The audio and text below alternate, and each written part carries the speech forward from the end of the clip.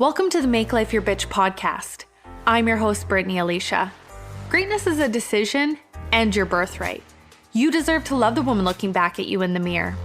This show is for the purpose-driven female entrepreneur who is committed to only counting the time she gets back up. The woman who is ready to ignite the flame within, find her voice, and use the power of her story to transform the lives of those around her. This is your weekly fuel to inspire you to action, where I'll be sharing inspirational stories, real talks with thought leaders and successful entrepreneurs from around the world, and provide you with actionable success strategies for creating a business you love. I'm a content marketing coach, and I'm committed to helping you as an online creator and entrepreneur wherever you are to turn your dreams into a reality, to help you transform your messaging so you can create a genuine connection with your audience and grow your income online. You are far more powerful and stronger than you will ever imagine. We are the warriors. You were born for this. Let's make life your bitch. Hello and welcome to the Make Life Your Bitch podcast. I'm your host, Brittany Alysia, and today I have Joslyn Crowl with me. She's a professional photographer. She's the author of The 17th Chapter. She's a podcast host and mentor in Columbus, Ohio. And she's here today to talk all about gratitude, how to run a business, and really talking about her own journey as to how she got into gratitude in the first place. So welcome. Thank you. Thank you so much for having me today. I'm honored for you to be here. So, we were talking a little bit before we got started about gratitude and what got you to where you are. So where do you feel that your journey really began? I would have to say that there is a very, very clear defining moment for me.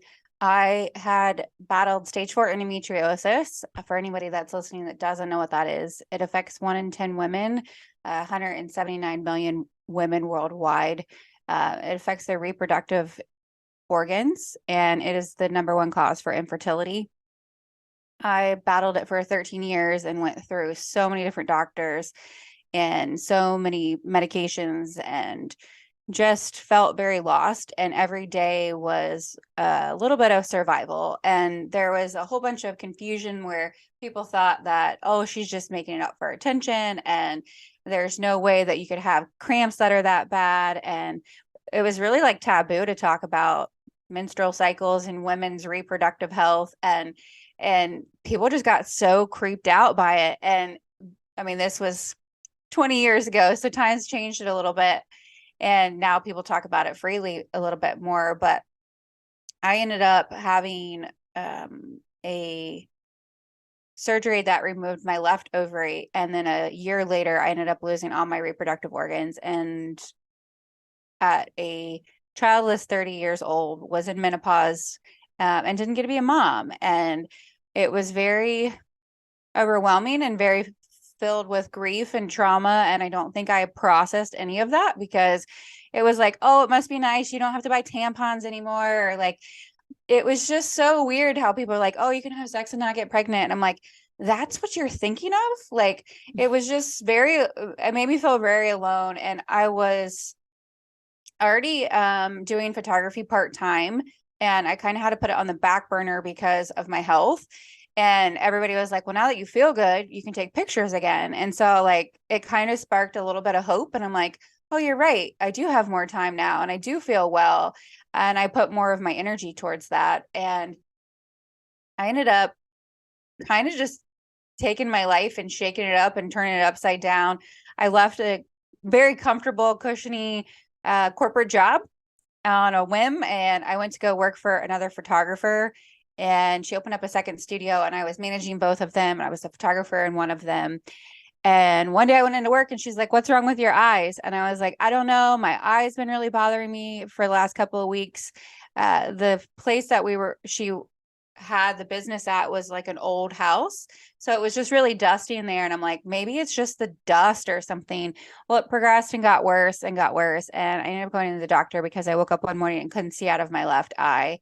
And my sinuses were completely impacted. And so it wasn't necessarily emergency surgery, but they had to get me on some antibiotics because I needed to be a little bit healthier to have the surgery. And they went through and reconstructed my sinuses. And then 3 weeks after that, they reconstructed my nose. I had dental implants when I was younger, and they ended up breaking my nose when they put them in, which was a fluke thing. But because of that, it blocked my whole sinus cavity. So it was affecting my whole life. So I ended up getting a whole new identity because my face got reconstructed, my sinuses got reconstructed, my teeth are fake. So there was just a bunch of stuff that happened. And I woke up one day and looked in the mirror and didn't know who the girl was. Like, I had lost my ability to have kids. I didn't know who this girl was that was everybody was being nice to, because it was like, oh, you look so pretty now. And then I'm like, was I ugly before? Like, there was so many different identity issues going on in my life. And the only thing that I wanted was to be a photographer, and to take pictures for people and empower women and capture these memories for people. And then when I was out recovering from my surgery, my boss texted me and was like, I'm closing the studio. You don't have a job to go back to. And I'm like, oh, this is fun. I also couldn't work out because the way my nose surgery was, it was a very extensive reconstructive surgery. So I couldn't work out for a year. So I ended up gaining weight, and that was my stress relief for things, especially being in menopause. So there was just so much stuff coming at me. And I just was like, F it. I'm starting my own business. If I can go through all of this, it doesn't matter if I fail at the things that I want to do, because I've already had life just hand me all of this on like pile of poo, I don't know how censored we are on here, but it was like it doesn't even matter if I remembered if I swore. It's like everything's explicit because like every second word out of my mouth is fuck. So thank God, because that's what I was almost said. It was like one thing after another. It was just a pile of fucking shit. Like, it was back to back, back to back, back to back. And everybody in my life was like, you're absolutely crazy. Like, you need health insurance. You have dyslexia. How are you going to make, all this marketing material when you can't spell well? And it was just like negative, negative, negative. And I was pretty much like, watch me. And I went into this like cave where I just worked constantly all day long on myself. I sold everything I owned, literally Facebook Marketplace. I made like $4,000 in a month just selling things I owned. I looked at my couch and I was like, I bet you that I could sell that and get a new lens. Like, my brain shifted so much. And I ended up going down this tunnel or a rabbit hole on YouTube, and I found Tony Robbins, which is an incredible motivational speaker. I know he always says he hates being called a motivational speaker, but that's what he did to me. And I was listening to some of his clips, and I think it was also Oprah, and they kept talking about gratitude. And I was like, what is this magic pill that they keep saying like that linked them to a better life? And I'm like, that's so weird. And it was more and more. And the more things I turned on YouTube, it was like finding gratitude and spending time with yourself, finding gratitude. And it was so weird that it was just one of those things that was almost like a sign, like all the time. It was right in my face. And like they say, if you hear something 3 times or whatever, you're supposed to pay attention because you're missing it and it's probably been there more. That's how I felt. And I was like, maybe I should start practicing gratitude. So I ended up getting on Amazon and I purchased a gratitude journal, and it was insanely difficult. I'm like, literally started on, I think it was New Year's Day. And I'm like, do I really not have 5 things to be grateful for? Like, it was so weird. I'm like, okay, can I put that I'm grateful for having food in my fridge? And I felt like it was just a very weird thing that I was just not very humble or grateful for what I did have. And then as each day went by, I realized I was getting up in the morning, and when I would meet somebody on the street or somebody was nice to me, or a client was amazing, I'm like, I got to remember to put that in my gratitude journal. And then I realized as the days were going on that I was looking for things to be grateful for instead of trying to search for what I had that I was grateful for.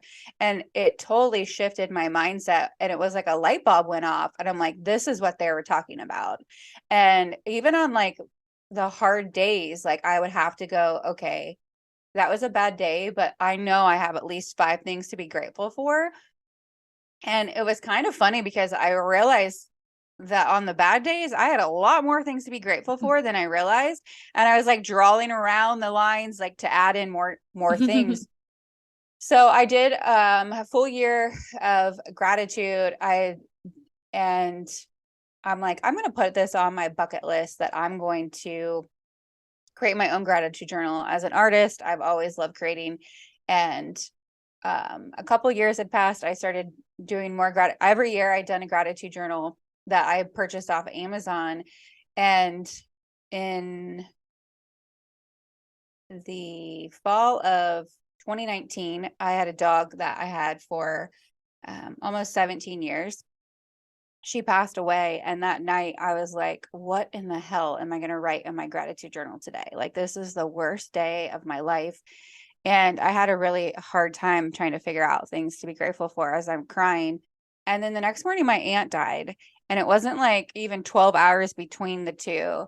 And I'm like, here we go again. I have to find something to be grateful for. And a couple of my friends were like, just skip it, Joss. And I'm like, I can't skip it. I've done it every day.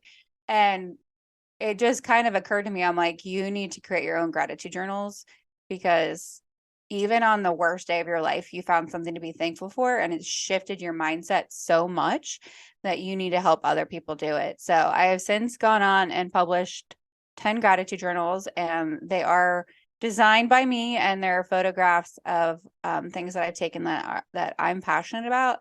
And it's just crazy. Like New Year 2023, I'll be starting I think it's my 8th year doing it. And I can tell a big difference in my life if I forget. I wake up and I'm like, oh, I got to fill out my journal. How did I go to bed?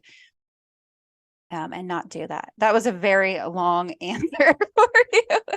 No, I think it's, so important that you share that, because I think the book The Secret did a lot of people disservice when it comes to gratitude. There's lots of people out there who are like, write down three things not three, usually it's 10 things that you're grateful for.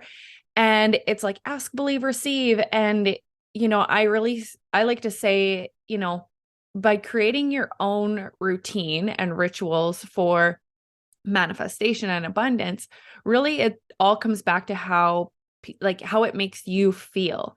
And the idea is to raise your vibration. Well, if you're just doing it for a task and you're not actually doing it to feel the gratitude, to raise your vibration, to see what's possible for you in your life, then if you're wondering why it's not working, that's why.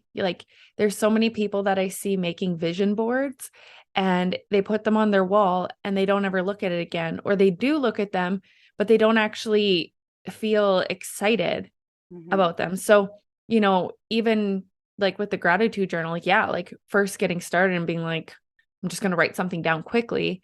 And then now going throughout the day, it's like you're raising your vibration. It's totally different than just writing it down. And I know for myself, things really shifted for me in 2018 when I went to my first Tony Robbins event.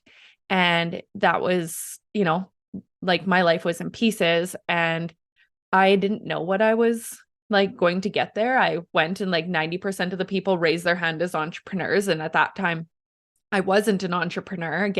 I have been since, I was 17 years old, but at that moment I wasn't. And I'm like, am I supposed to be an entrepreneur to be here?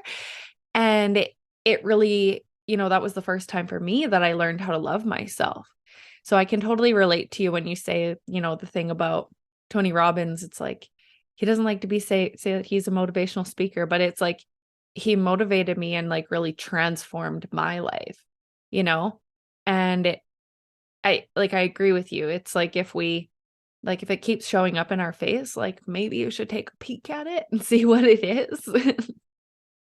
Yeah, I feel like God in the universe is constantly giving us signs. And I don't think that I would be where I'm at in my business if I hadn't found Tony and his constant energy that he gives. I have never got to see him in person, and I would probably just not be able to.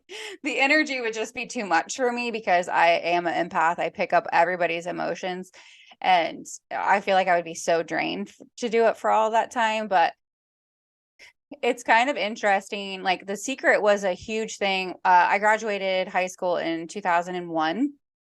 And I feel like that was the first time I remember learning about The Secret. And I remember my sister and I having those fake checks where you write yourself $1 million and all of that. And I'm like, yeah, we can do that. And I didn't realize it at the time, but I realized it later, probably like a year ago or so, I had wrote on my mirror, like, I'm beautiful, I'm confident, I'm strong because of that. And between my junior and my senior year, my personality changed. I was way more confident. I had been made fun of and just a lot of hard times growing up. And I noticed the shift in me and how other people were treating me just because of that. So I kind of held on to that magic, but just because I got sick all the time and battling chronic health issues, I kind of forgot about it. And then when I became a full-time business owner, I was thrown into it. And that was when I was like, you know what? I remember manifesting all of these things and believing in myself. And so that's when I started doing it, and like vision boards. And I do remember going, this isn't working. Why is this not working? And then I'm like, well, go back to it, look at it, really be present in it and focus on it. And of course, sometimes things don't always happen overnight. And I think a lot of times people give up because of that. But I love going back to vision boards or just journals that I keep of dreams that I have, and I start crossing them off. I take like a highlighter. I'm like, yep, achieved 2018, 2021, like all the different things. And it's really cool to see that flourish. And I think a lot of people today, they're like, oh, I can do this. I can manifest all this money and make it happen, or I can manifest this. And then in 24 hours, like, it didn't work. I'm like, that's not how this works. So I do think it is a thing where it's a mindset shift, and it's not a one size fits all. And you kind of have to keep revisiting it and continuing to practice it. And if you forget, then you go back, and our words just are very powerful. And I think that is where gratitude has come into play with me. I wrote a book earlier this year. I wanted it done before I turned 39. And an entire chapter was about gratitude. And I really feel like it's something that I was doing without even realizing I was doing it. And then when I focused on it, it grew. There was a point in time when I was in a relationship with somebody that was an alcoholic, and I ended up going to Al-Anon meetings to try to understand what he was going through. And they give out this book called The Courage to Change.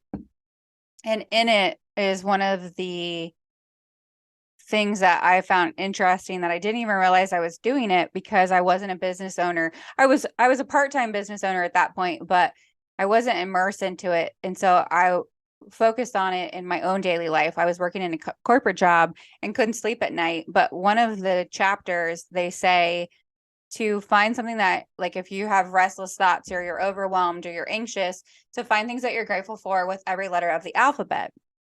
So I would start off and I'm like, I'm grateful for apples because apples are my favorite food. And I went through the whole alphabet at night, and I would fall asleep that way. And I'm like, this is an incredible thought process, that we don't have to just be thankful for when somebody opens up the door for us, or if they buy us a coffee in the drive-through, or get us a birthday gift or a Christmas gift. Like, we can literally be thankful for the sunshine. Or, like, my friends think it's crazy that I love rain. So they're like, oh, it's so nasty outside. I'm like, it's so beautiful. I love the rain. It's going to make the grass grow, and it's going to be green, and there's going to be beautiful flowers. And it's funny how they look at me like, I didn't even think about that. I'm like, we have to have rain to make these things. Like, there might be a rainbow after. So focusing on things to be grateful for, just as small and insignificant, can really just shift. Like, I'm thankful sometimes for red lights, because sometimes I don't know what's ahead, and maybe there's an accident that I'm supposed to be not in or something. So Yeah, could have been me. Yeah, for sure. There's been many days when I've been like, I live right next to the fire station. So I hear the sirens and I'm like, oh, I'm so glad I was running late today. Like, that could have been me in an accident, you know? Mm-hmm. Yeah. And, when I talk about the book, The Secret, of course, that was the first book that introduced me to manifestation, gratitude, Absolutely. and all that Yep. kind of stuff, and so, like, I truly believe in it. The reason I say I think it's a disservice is I think a lot of people read the book, and, like you said, they think that they're going to manifest shit overnight. And, understanding what I know today, to go back and read the book, it's a totally different book. But, it's in the beginning, it was like you just had in your head, ask, believe, receive. And then and the thing that bothered me when I read it, and like what the part I missed, I should say, was that it was like you have to be positive in order to receive. And so for me, anytime I had a negative thought, feeling, immediately I was like trying to stop it. It's like, you're not supposed to cry. You're not supposed to do these things. You're not supposed to be angry. And Okay. it was literally trapping the energy within my body. And then I was wondering why, I wasn't moving forward. And it's like, well, because you didn't even allow, like, emotions are energy in motion, and you haven't even allowed those feelings to flow through you. And it's okay to feel those things. It's okay to hold the duality and still be positive. And, like you said, it's like, even on those shitty days, finding that positive thing, because then you're creating the duality, you're creating the balance versus only focusing on the negative. And if you do that, like on those days, yeah, you're going to feel negative. And to me, that creates, just like positivity, it creates that spiral. It's really easy to go down the rabbit hole of feeling sorry for yourself, feeling shitty. And, I like what you shared about on your mirror, because currently, like, I switch things up in order for me to raise my vibration. But currently my 3 right now is I set a timer for 2 minutes, and I do, in front of the mirror, I am statements. And with my hands on my hips like a superwoman. The other one I do is I have a clear letter that I read to myself. Like, I set goals every 90 days, and I have like a yearly goal. And so I read that every single day. And then the third one is I do the Tony Robbins priming right now as my morning meditation kind of thing. So it's interesting how when we create the awareness around it, I think it really makes a difference in our lives. Like, having the awareness, being okay with like the red light, stopping us in our tracks and all that. Because if we don't have that level of awareness, we really just like coast through life. I agree 100% with that. And I think too, I have noticed that they feel like you have to be super positive, and it's not like, they call it like toxic positivity, I think is what they've referred it to, and that you can't have bad days. I'm like, oh, trust me, I have bad days. Like, I just don't sit there. Like, you're Mm-hmm. allowed to cry. You're allowed to feel. Like, that's a human trait. Like, we cry for a reason. I remember one time my mother had lost, it was a very crazy time in my family's life. I actually talk about it in my book, but my dad had been laid off at a job that he had had for a really long time. And then his father passed away. And then my mom got laid off and her mother passed away. So I lost all my grandparents. And then my parents' house went into foreclosure and they lost their home. And like, everything was just coming down around my family. And I had my hysterectomy at the same time. And it was just very overwhelming. And my mom mentioned that she's like, maybe I should get on antidepressants because I'm just crying. And I'm like, or you just cry. Like, Mm-hmm. this is bad stuff. Like, we're allowed to feel his emotions. And she's like, are you sure? Like, I'm just tired all the time. I'm like, that's grief. Like, you're allowed to feel his emotions. And she didn't have to get on any meds, but I think that like so many people are quick to do that because they feel like, oh, I'm supposed to be positive all the time, or, like, it's crazy to me. Like, I lost Lexi. She was my dog. I lost her 3 years ago, and I can still cry at the drop of a hat thinking about her because the grief was so significant to me. She was the only thing that had been around me day and night, especially living alone, not having any kids or anything. So like, coming home to an empty house like every day where she used to greet me was just so overwhelming. And everybody was like, do you feel like you're depressed? I'm like, no, I'm just grieving. Like, there's a Mm-hmm. difference. And like, sometimes you just have to feel those emotions, and sometimes you have to stop and get along with your day and then go home and cry about it. But it was just like the other day I was putting up my Christmas tree, and a bunch of ornaments were for her, and like, I had a dog fur and a little like glass ornament or whatever, and I started tearing up, and I'm like, just feel it, just feel it and Mm-hmm. move on. And I think so many times people deny those emotions, and that's exactly what I think they get stuck on when they're trying to manifest things. And I always try to say, like, I'm not the queen of manifestation, but like, I'm really good at it. And like money magnet is my whole thing. Like I'm like, I always, my family is like, how do you do that? I'm like, I don't know. Like, oh, I need $3,000. Give me a second. I'll manifest it. It's just funny how it happens. But I have affirmation videos on my YouTube for the same thing about like health and money and positivity. And people are like, oh, you're so positive all the time. I'm like, well, you have to also allow yourself to be negative. Like some days you just need a bitch session. I have a friend that I'm like, we'll co-work and we get on Zoom and we'll co-work. And I'm like, I just need 2 minutes to complain because this shit is pissing me off today. And she'll be like, okay. And then I get it out and I'm like, all right, I feel better. So what have you done today? And like we just shift our mindset. And I think that's where, like you had said, like I think the secret has screwed up people's mindsets because they start feeling that doubt of like, oh, I had negative thoughts. No, I'm not going to get that. I'm like, no, you're allowed to have an emotion. Like that's a human trait. Like feel it, then reset yourself and bring yourself into that receiving. I had a mentor that she was so like she's still an amazing woman. I just don't have her as my mentor anymore. But she always used to do this thing where you would put your left hand up, like palm up, and your right hand down, and it was left was receiving and right was giving. And it was a way to keep the channels open. So like if you felt like you were giving too much, like you could rotate it. And like it was just a visual aspect where you could like rotate your hands back and forth.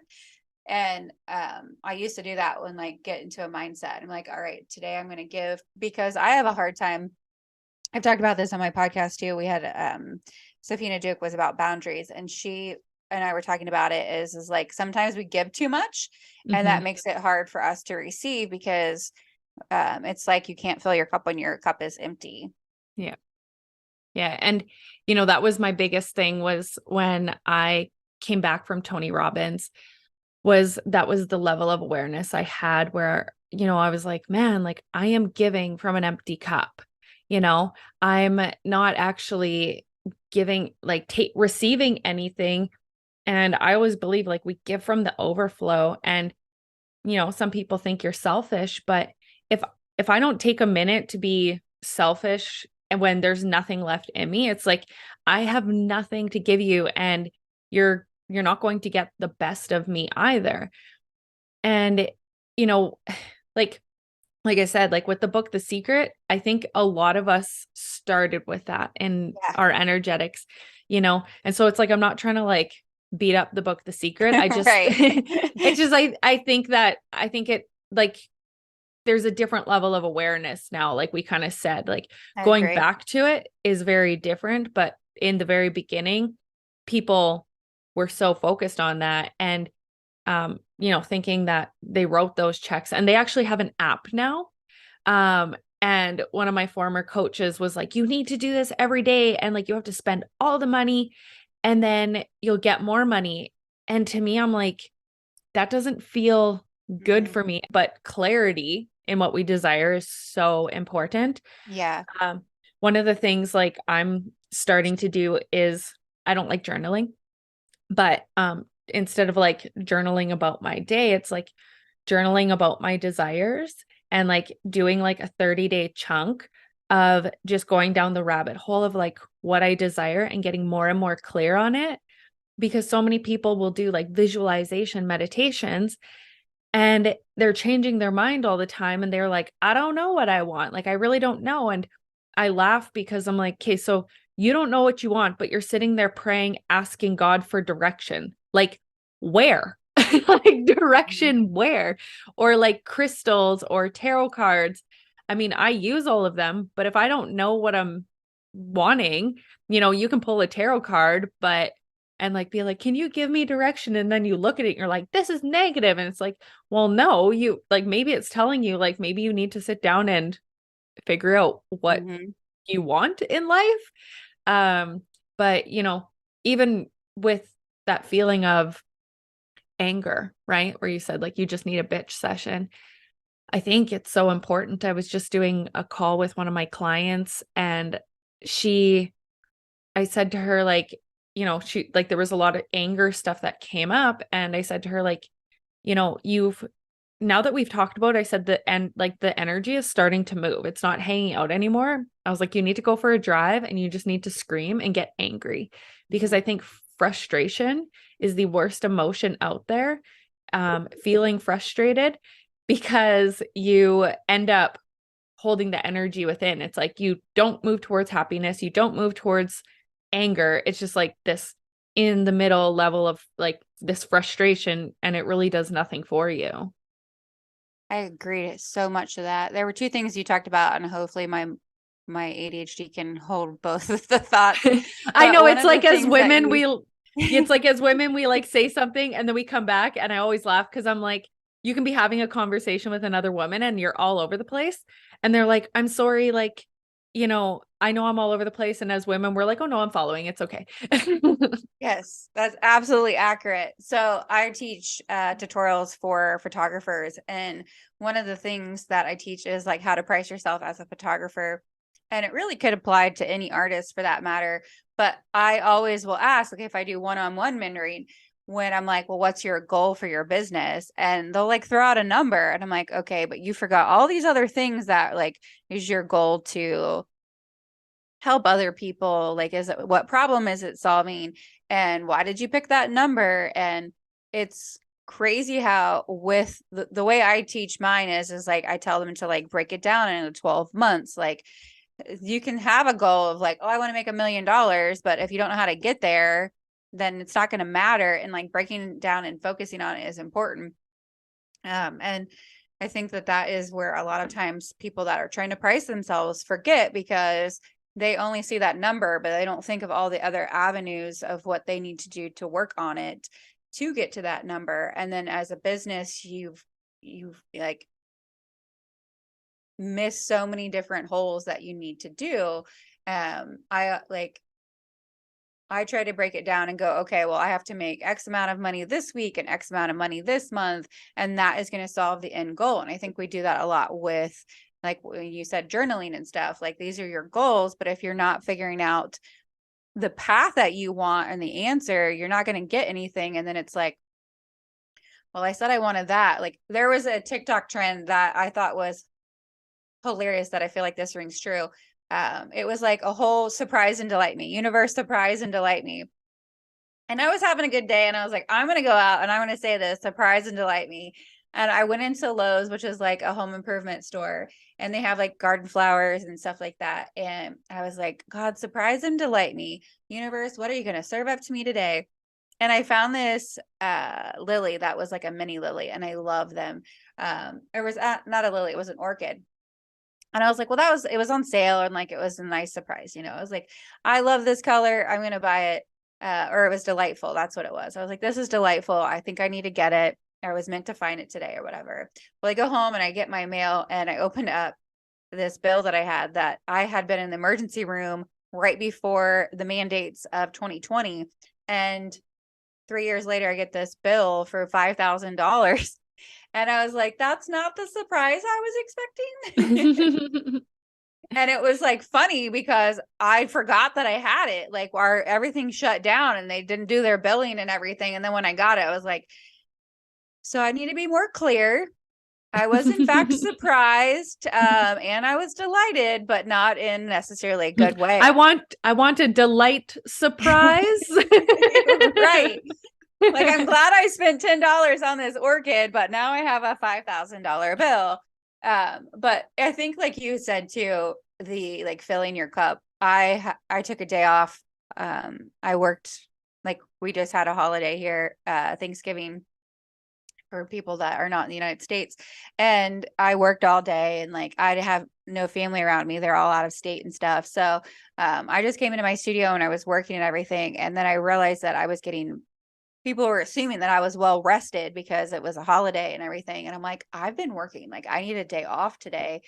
And one of my friends was like making me feel very guilty for taking a day off. And I just snapped at her. And like, she's been one of my best friends. So like, we're more like sisters. So when I say snapping, it's not like a bad thing. But I was like, my house is a disaster. Like, I can't function, and I have dishes in the sink and laundry, and like, I need to clean. Like, I didn't feel comfortable in my own skin. I didn't feel comfortable in my own home. And that was overflowing into my business, where I felt like I was bottlenecking everything.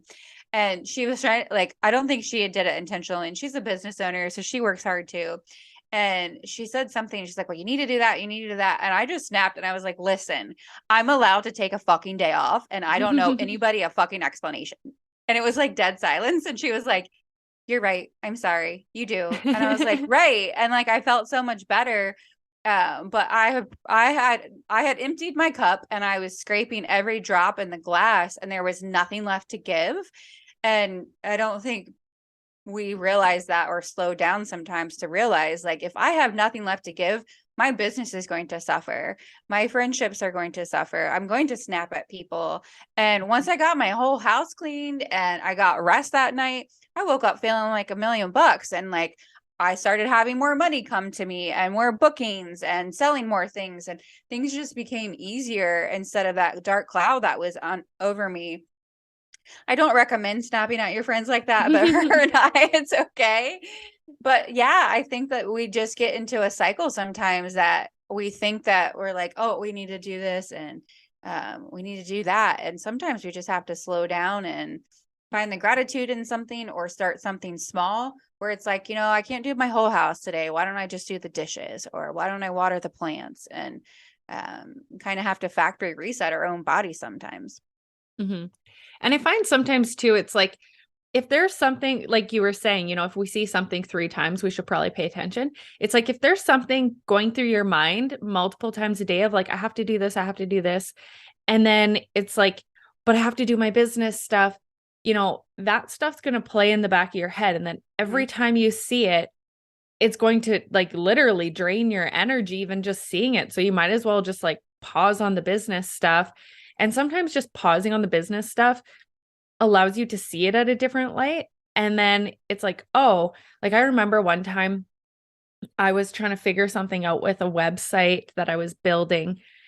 And I spent like, oh my God, like 20 hours and like not sleeping, like looking at this thing and being like, why isn't it fucking working? And then all of a sudden, like I took a step away from it and I came back and, I tried one thing and then I was able to fix everything on this, like the site within 5 minutes. But when you're in the shit, sometimes, you need to walk away. And for me, like, I know a lot of people say like, you should do business from like a feminine standpoint and stuff. And even that, like, I fell into that trap of being, in the energy of feminine. And I was like, no, like there's parts of me that like, I love to hustle. Like I actually enjoy it. And, I think we need to stop focusing. I like to say block out the noise, especially in business. And, like bring yourself back to like, you were saying, I can't remember if it was before we started the recording, but it's like, I'm the queen of, what did you say? I said, I'm the queen of find a way, make a way. Yeah. It was before we hit record. Yeah. Yeah. And, it's like, what are you the queen in? And really being like, really owning that feeling of like, this is what I'm really fucking good at. And, when we can think that way and really focus on, what brings us joy, what we're really good at versus thinking that like seeing a mentor or someone we look up to online who's manifesting and they start telling you their way of doing things. Like, to me, I've like had so much awareness now that when I work with clients, I'm all about like, let's find your way of doing things. Let me help you understand why that's working for that person because of like, let me talk to you about the energetics and that kind of stuff. And it's like, okay, then we have to find your way. Cause I've had coaches who have told me like, you need to do my routine because that's what's helping me make all this money. And I'm like, I like don't have time for that. Or it's like, when I do that, it does nothing for me. And like, I've had these women say like, no, you have to do it though. I'm like, or I could just do this. Now that I understand why you do it, then I can do it too. And, when you were talking about the way that you set goals, for me, when I set like a financial goal, it creates pressure for me. When I focus on like the how, when I pull up my calculator, to me, it creates too much pressure for me. Mm-hmm. And so I personally don't like set my goals that way. But I have a client who she like works, she's a banker, and that's like, that's where her mind operates, and she loves to manifest that way. And so, for some of us, we like to focus on like, well, the how, but for me, when I think about, oh, I want to bring in like, a $20,000 month, if I pull out my calculator, it's like I get obsessed with the how of my business. And the reason I say that was because July of last year, I had a $10,000 check coming to me from the government. And I was like so focused on like it had to be with my business. But then on the other side of things, it was like the government was dragging their ass with it. And I'm like, why is it taking so long? Like I did this in the beginning of June and it's now almost the end of July and I haven't received it. And so I'm frustrated there, but I'm also saying like, and that was my thing that would have put me at $20,000. And so it's like I'm trying to control the universe and tell it how to do its job. And so I was like, finally, it occurred to me and I was like, oh my God. And I think it was the beginning of August, like it was like a few days later, the money was in my account when I like shifted that mindset. And I was like, oh, like I need to stop telling the universe how to do its job. Like, I have to identify how many clients do I want? How many, like, what do I want to achieve like within my business? Like, what's the goal of like how I'm going to feel? And then on the other side of things and be like, I want to bring in this much money this month. And maybe I'm not going to tell the universe how to do it. Yeah. It creates almost like a vortex of resistance too, because I think too, I am not a fan of the whole quote niching down. That is something I feel like almost ruined me as a business.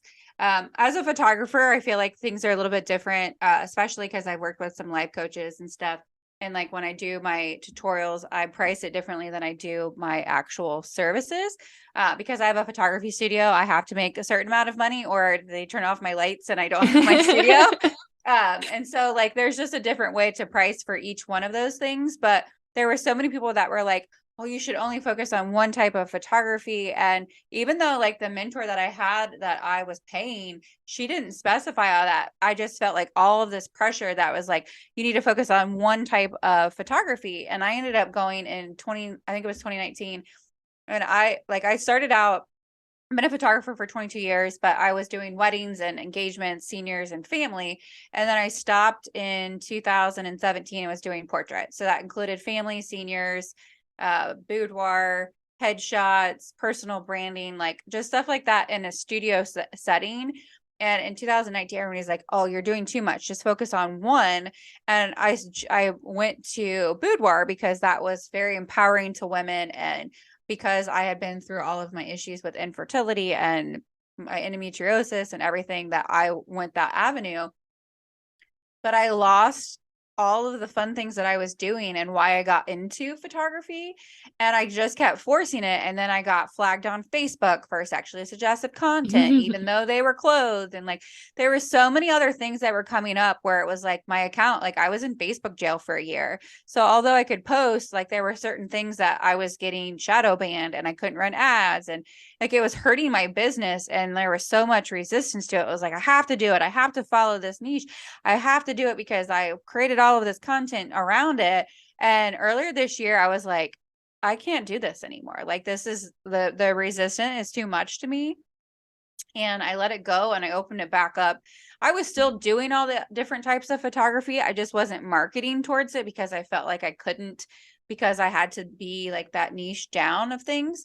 But it was like maybe 2 weeks where I felt like there was crickets and I was like, I'm nervous. But then it just picked back up. And then I was more busy than I was before. And then I got invited into the Facebook Creator Fund. And I now I get paid to post on Facebook. I'm like this. And I've been in account warning since September. But like there's just so much more freedom with that instead of having that resistance of trying to hone in and do one thing. And I think a lot of times people do that, like you said, with their money, where it's when you're focusing on it or you create a resistance to it until you let it go, and let, like you said, like God and universe to do its job, because you can't control it, but you can hope for it. And sometimes it's not our path. Like that wasn't what I was supposed to be doing. And I was trying to make it that thing. And I think a lot of times people do that where they're like, I have to do this. I'm like, no, you don't. Like, just let it go. Yeah. And there's a local woman, she lives an hour or so away from me now, but grew up with her, and she does boudoir, and same thing happened to her. And she moved everything over to Instagram because they're a little more free over there.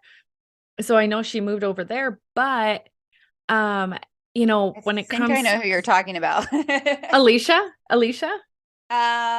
So that I don't know her, but yeah, there's another girl that did the exact same thing that I think Mhm. is also near where you're at, Jennifer. Oh, okay. Yeah, no, Alicia, and she has quite a few followers on there, but yeah, it's interesting how, we can get shadow banned, and it's, as like entrepreneurs, we just have to navigate through it and find a way. But the reason I was thinking of that queen thing, and I do think clarity breeds confidence. And when I say clarity, I don't mean niche down. I mean, you are so clear on what you do as a person, not what's like when I said block out the noise, it's like not what someone else is telling you to do, because that fucked up my business in the Yep, beginning. Like 100%. it I was like easily hitting 10K months. Like once I decided to stop treating my business like a hobby, and I started focusing on what's called like I started focusing on the business itself, within 90 days I was hitting 10K months. And all of a sudden someone told me, well, you need to niche here, and like you shouldn't be talking about mindset, and you shouldn't be like you should only be choosing one or the other. And it fucked up my mindset, and all of a sudden I wasn't making the money that I was. And so I went down this journey of, and for me, I felt so much gratitude that I wasn't quite hitting those months anymore, like the 10, 20K, because it's really allowed me that since I had a daughter to be able to now build a business so I can spend more time with my family, because I was so much in the hustle. But, the other day, and it's funny because it was only about a week ago that finally, like, I got so annoyed with like different women online who are telling people, like, I think what's happened is because people have niched down so much, that what is happening with women is they're seeing these women really successful. And so they're like thinking, well, it's my sales that's a problem, so I need to do sales. And so they've now taken all these programs and nobody's shown them how to put the fucking pieces together.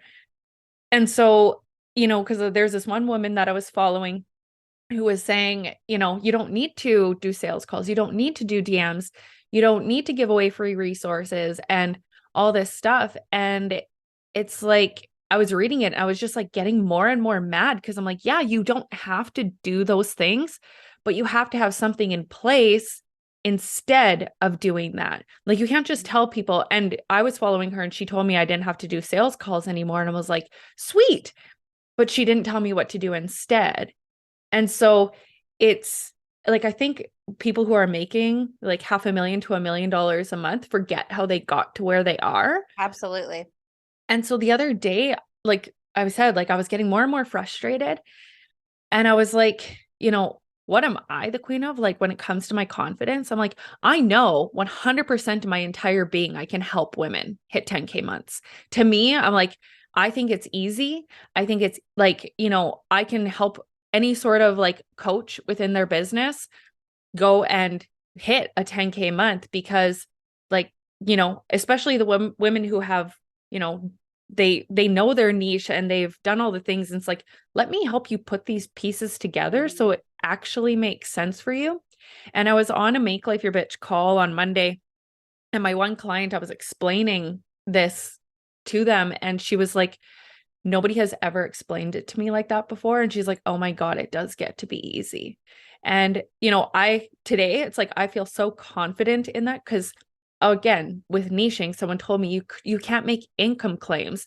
And it's like, I'm not, I'm saying that you can do it, Mhm. and I mean, and like, I was so like, I'm so confident in it that I now have a 10K guarantee that if you don't within like our year together, which I mean, like I only do 3-month containers of private coaching now because of my confidence. But inside like my group program, I've said, I'm like, if at the end of the year, you still haven't for some reason hit a 10K month, which like you should have, if you're showing up to the calls, then I will continue to work with you until you do, like, and we have to be so confident within ourselves in order to be able to do that. But for me, it's like I had to block out the noise of like what everybody else was telling me that I had to do. Like, you shouldn't help women, with the whole piece of the business. You should help them with one thing. And today I'm like, yep. And that's what's fucking people up. Yeah. That's what's holding people back. Well, I think too, like once you start having $10,000 months, you forget that some people, like to them, that's like $100,000 and it's so out of reach for them. So like I've noticed people like their wheels will start turning. I'm like, I've lost you. Let's bring it back down, like, and start small. And like, then when they're like making $10,000 months, they're like, I only made $10,000 this month. And I'm like, you did what? And you have to like remind them, because like I do the same thing and I'm like, oh, I only had a $50,000 month. And then I'm like, okay, remember when you like wanted that in a like 6-month goal?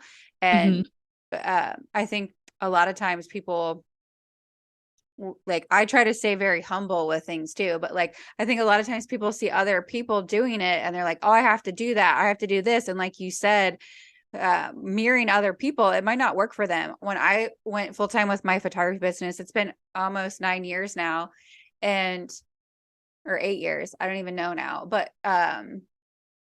everybody was like, yeah, you need to get up at 4 o'clock in the morning and you need to dress business professional and you need to have these hours and blah. Like everybody just kept telling me all this different things. And I'm like, if I wanted to be that miserable, I would have stayed at corporate jobs. Like I am not a morning person. So especially when I got my studio, I opened up my studio and been here 5 years now. But when I set the hours, I was like, it's 10 to 4. And most of the time I'll like say 10 to 6 or whatnot. But people are like, you don't open before 10. And I'm like, no, I'm not creative before then. And like, I'm the one that's taking your photos and I have to be creative and I have to be energetic. And especially photographing women, there's such a difference. Like some people want afternoons, sometimes people want evenings, but there's a lot of women that literally were like, can I come in at 6 in the morning? I'm like, no, you cannot. Like, I'm not going to be miserable trying to take your photos. Like I started my business for a better life. And I'm going to wear jeans because those are what comfortable to me when I shoot. Like I wore professional clothing and I was ruining my clothes because I was on the ground taping backdrops and I was on my knees trying to pose a different photo or take a different angle and stuff. And I'm like, I need to be comfortable. And it was just like that whole, like it made me realize like, I control my own business. Like I can control these things. And these are boundaries. Boundaries was a huge thing. Like I'm still learning. And it's funny because that's something you should start with in a business is having boundaries. And I didn't add them until later, but creating a schedule that fits you. And I did the same thing where I was looking at people and I'm like, oh, well, they have to get up and work out in the morning. You can't I am huge into, knowing like your own routine. And I always joke that maybe I'm just in the wrong time zone, but I am not productive in the morning. I can't get a good workout in the morning. I can't get all of the things that I want done at 4 o'clock or 5 o'clock or 6 o'clock. And I ended up doing this like DNA testing through, I think it was like 23andMe. And in it, they have like your ideal time that your body and your genetics is best to wake up, and it was 8:32 a.m. and I started laughing. I'm like, that's when I feel the best. And that's when I start my day. And I think, like you said, we start comparing ourselves to other people and we're like, oh, we need to do that. But when I was getting up at 5 o'clock in the morning, I was miserable. I wasn't getting anything done. I wasn't productive and I was half-assing everything. And I'm like, well, I was doing it because that's what they were doing, but it didn't fit what I needed in my goals and my business. And I'm doing this for me and my better life. And that comparison stick is just so annoying. Somebody told me one time, if you continue to measure people, your ruler is always going to be broken because it's not your measuring stick. Like, yeah, I feel like gratitude is one of the things that always brings me back to that, and why it became so important, because I'm grateful that I get to set my hours. And I know that that's not always the case for people, because some people have kids and newborns and they're on different schedules. So you just have to do what makes you feel good in your life and in your business. Yeah, no, my kid operates on my schedule. So I'm okay with that. I'm like, we do naps throughout the day and bedtime's at 11:30. And she sleeps like she sometimes wakes up halfway through, but she sleeps till 10. And for me, it's really good for me because when she's sleeping, like I'm a night owl. Mhm. I don't like to get up before 10. Same. And, so for me, I'm often doing behind the scenes business stuff till 3 a.m. And it's because I am most creative then, and I enjoy the silence of the house. Yep. But with her, it's nice because like she sleeps through that. She didn't do it today, but that's because she like fell asleep at like 8 last night and pretty much slept all the way through. Like I was at my parents' house and then came home. Um, and so, I mean, it's like those little things, but yeah, like, she typically stays up late. And I mean, it was no different than when I was pregnant. Like she would have gotten used to that, like Yeah. the noise and the movement and that kind of thing. And I think people try and operate sometimes around their kids' schedule. And maybe I'm an asshole, but I'm like, no, like, I have a life and I have a schedule, and like she's going to operate around mine and it's going to be okay. I 100% support that statement. And this is a tangent for a whole other topic, but Right. I feel like the school systems, um, we had to start school at 7:30 in the morning. And I look back and I'm like, from 7:30 to 10 a.m., I never learned anything. It could have been my favorite class and I wasn't retaining anything. And I think like we're conditioned here where it's like a 9 to 5 job. Like you go to school, and I even went to a business college. I graduated in 2002 with a business degree in graphic design. And I was going to be like a freelance designer and everything. And it was crazy to me because we got in trouble if we didn't have pantyhose on. Like we had to dress business. Like we had that 9 to 5 school, and it's such bullshit. Like bullshit. There's no reason that we need to have that, because like you and I am so much more productive and creative in the middle of the night. And I think with like my photography studio, it's a bit different because I have a brick and mortar, which I so struggle with that sometimes with the hours, because clients will come in. I'm a talker, so like they'll come in at 10, we do their shoot and we talk and they love hanging out. But then I'm like, oh, I have to go do all the other stuff that I didn't get to do because I was with them. And then I'm up all night. Well, then I'm like, well, I have a shoot next morning and it's 2 a.m. But like my makeup artist will come in here and she'll be setting up for a shoot and she's like, what time did you fall asleep? You tagged me on TikTok at 3 a.m. And I'm like, yeah, I only got like 3 hours of sleep. So it's hard. And like I'll be 40 soon. And so I think like I'm not going to be able to do that forever. Like photography is not meant to be like 20 years as a photographer. Your eyes and your back just can't handle leaning forward, taking photos, squatting, all those things. But when I stop doing photo shoots and retire from photography, like my hours, like I'll still be a business owner. I'll still be doing things online, and coaching and mentoring and everything like that. And it will be on the night shift hours for sure. Yeah, exactly. And, I used to, do coaching calls according to other people's time zones, and I had to stop. I'm like, I will ask the women in my world a little bit, but I do things that feel really good for me because you're going to get me at my best. But Yep. also on top of that, like I operate best on 5 hours of sleep. Like if I sleep longer than that, it takes my body so much longer to wake up and I feel like shit. And the funny thing about that is my grandma, she's like almost 80. She's still like living on her own. She's still working just because she wants to. She walks to work every day. And I was asking, like, I was going to leave the one day and I was like, oh, sorry, it's probably late for you. And it was like 10. She's like, no, like I'm going to be up for another like few hours. Mhm. And she said for her, she's like, I sleep about 5 hours a night. And I was like, that's where I get it from. Yep. I think too, like people have to have like their own schedule and figure out their own body. And I think that's a blessing that business owners get to have because we're more aware of that. We're not conforming to some other rule where we're going to get written up if we're not there on time. And it's kind of crazy. Like I used to work for a corporation, a large bank, and I live in a very busy city and I had to drive 30 minutes through that busy city to get to that bank. Well, I passed 5 of those banks on the way to the one that I worked at. And I got a new manager one day and she was like, we're changing our hours. You have to be here at 8 a.m. And I'm like, oh, this is such a pain in the ass because we were working with lawyers and we were on the law firms. I ended up working with 52 different law firms throughout the United States. And they wanted us to be early because some of the time zones. Well, my time zones didn't change. Like they were all on my time zone. So it didn't matter. And like predominantly it was like Kentucky and Florida. So literally I didn't need to switch my hours for their time zones because I would be there before they were at work. And she and I would, she just would not budge about it. And I was like, you don't realize the traffic that I'm dealing with. It takes me an hour and 15 minutes to get 20 minutes.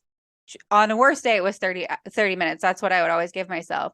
And I'm like, you were creating such a horrible effect just by changing it for half an hour. And I kept asking her, I'm like, is this permanent? Like I like probably was annoying as shit, but didn't care.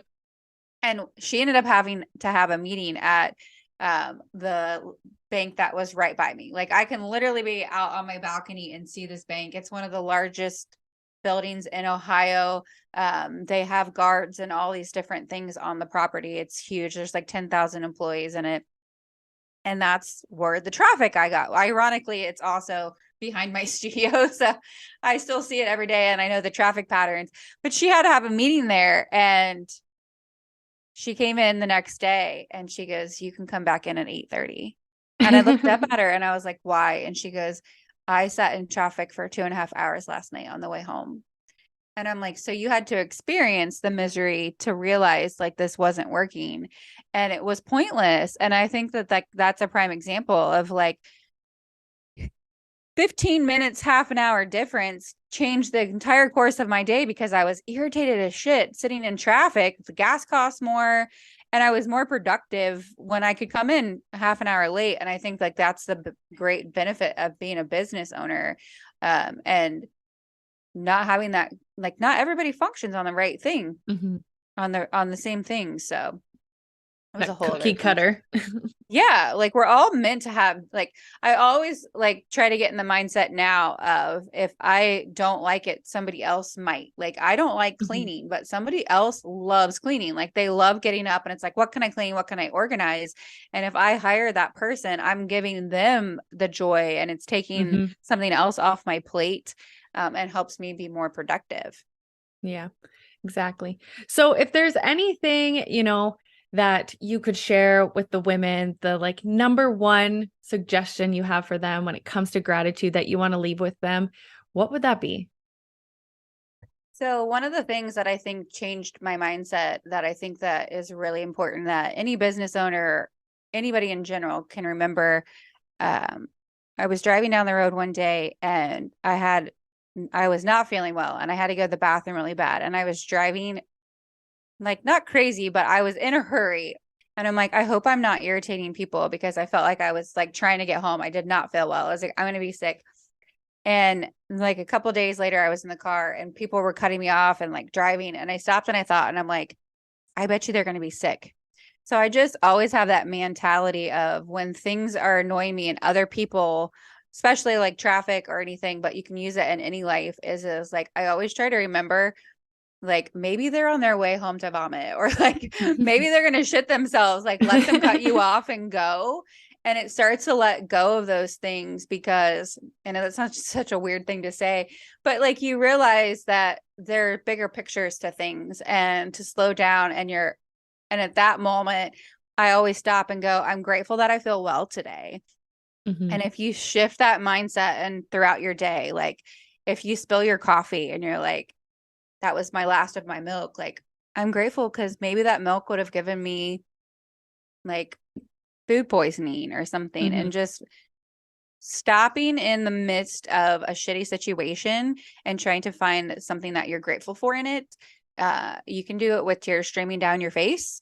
You can do it cussing out yourself. Like, you can find all of it, but as long as you just stop and just take a deep breath and go, okay, what is this teaching me? What can I learn from this? And what can I be grateful for? Because even on the worst case situation or scenario, there's something to be grateful for. And like, you might not know it at that point in time, but in, you know, a year or two, 5 years, 10 years, you might get that answer. But it's not easy, but it's worth it. Yes, I love that. That's so beautiful. And so where can we find you? Where do we find your gratitude journals, your book? I know you've mentioned TikTok. Where can everyone find you? I am all over the place. If you type in Joslyn Crowl anywhere, you can find me on every platform. I have my photography business, Joslyn Crowl Photography. I have Joslyn Crowl Education for photographers, and the Joslyn Crowl podcast, where we talk about photography, business, life, and so much more. And if you go to www.joslyncrowl.com/links, you will find all of that there. I also have my gratitude journals on my shop, and they're on Amazon worldwide, so you can order them anywhere. And if you have Prime, I think they ship faster. So Nice. Those are on my shop, and they are also on Amazon. I feel like you get them faster if you buy the gratitude journals on Amazon. So especially because if you're over out of the country, I think the exchange time is a little bit longer. I know that I sent one to I think it was Australia, and it took like 3 weeks to get there, but Amazon will print them from their actual location, so you can get them faster that way. Perfect. Awesome. Thank you so much. And for all of you out there listening, go out there and make life your bitch. Thanks for listening to this episode of the Make Life Your Bitch podcast. If you enjoyed what you heard today, please share it with your bestie. And if you haven't already, subscribe, rate, and review the show on your favorite podcast player. If you have any questions, feedback, or compliments that you want to throw like confetti, you can reach me directly at podcast@makelifeyourbitch.co. Thanks for listening.